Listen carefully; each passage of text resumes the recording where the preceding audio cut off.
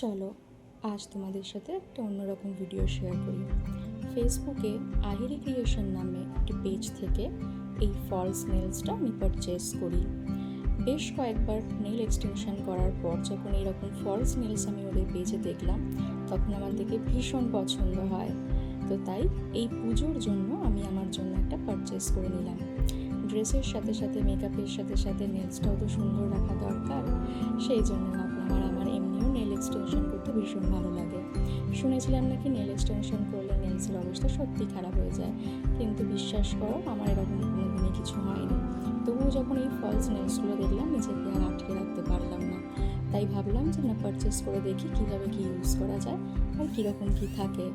তো সেই জন্যে আমি ওদের থেকে পারচেস করে নিলাম।